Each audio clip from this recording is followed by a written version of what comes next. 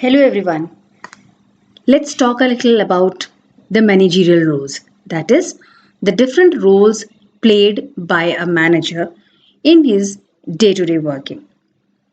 Before we go for that, let's understand what is a role. So, a role can be defined as a set of behavior patterns which are exhibited by a person occupying a social position. So, any individual in the society whom you know as, let's say, um, a policeman, a painter, a politician, a social worker, a student, a teacher, father, or any of these names which you take, these are all indicating towards a position. I am not referring to any organizational position. In the society itself, people are displaying different behaviors, right? So when we talk about role, we are actually referring to those behaviors which you see being exhibited by a particular person in that role. For example, a mother behaves in a particular fashion, a teacher behaves in a particular fashion, a politician behaves in a particular fashion, right? So we all have it in our minds that if a person is a politician, he will behave like this. If a person is a thief, his behavior is expected to be like this. So these things are there which are understood as roles. Now, a manager also plays different roles as he goes about his work every day. What are those roles? a, a budding manager has to understand that when he becomes a manager, he may be expected to play multiple roles. That is what we say, that the manager is uh, wearing multiple hats. So all these roles are grouped together into three very clear, distinct categories by Henry Mintzberg. And these three distinct categories are interpersonal roles, informational roles, and decisional roles. Let us take all these three categories one by one. The first one are interpersonal roles.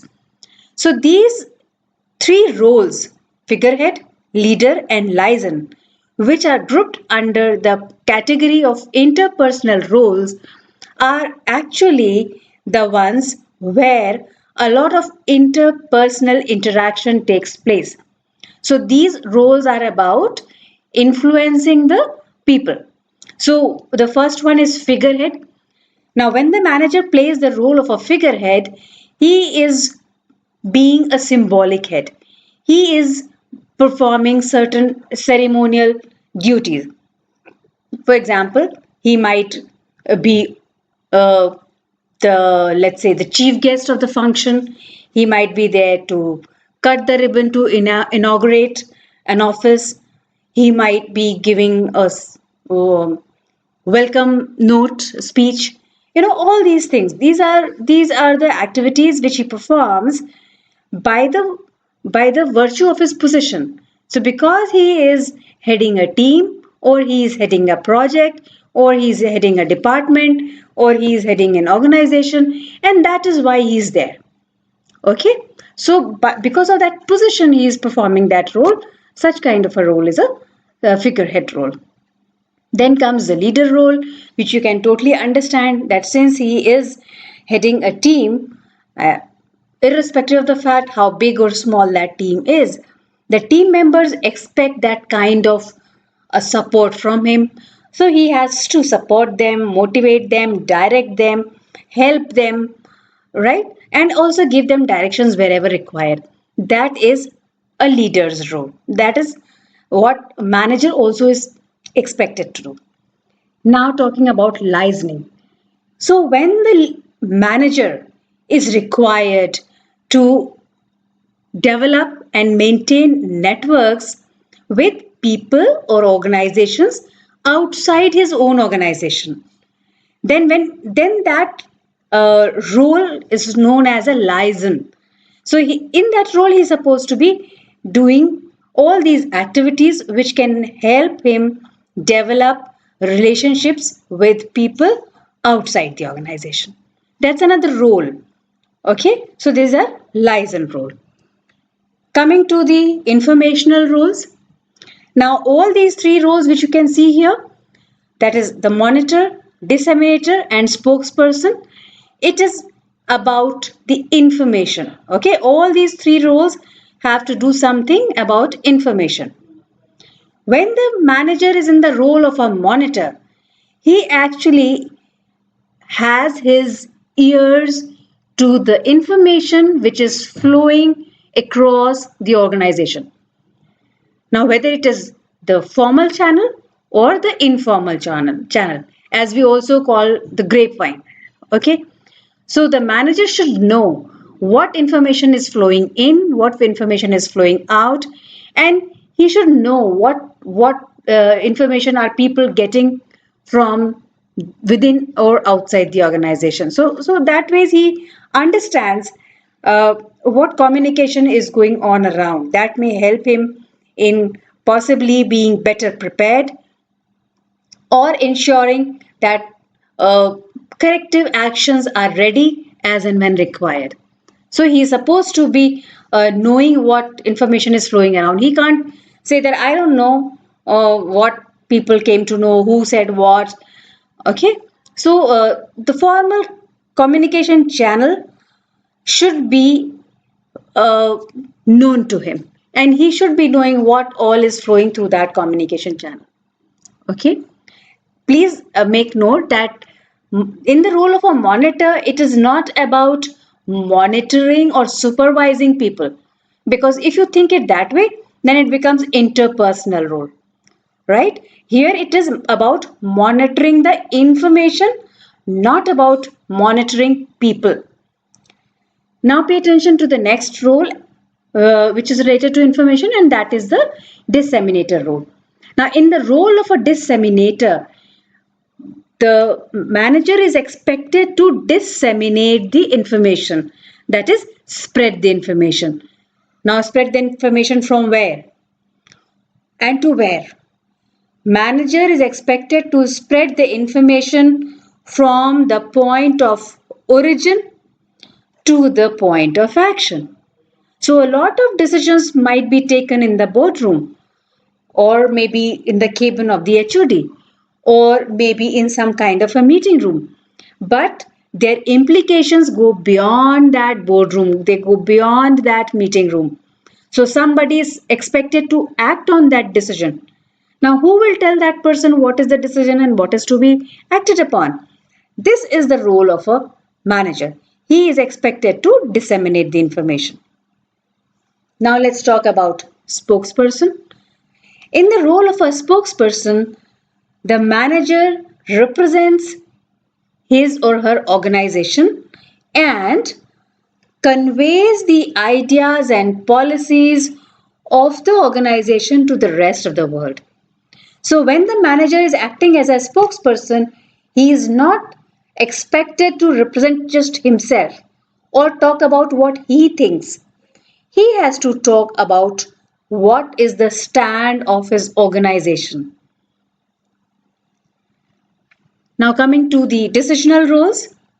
So, there are four major decisional roles: as an entrepreneur, as a disturbance handler, as a resource allocator, and as a negotiator. In all these four roles, the manager gets to take a decision. You must have heard about the word entrepreneur.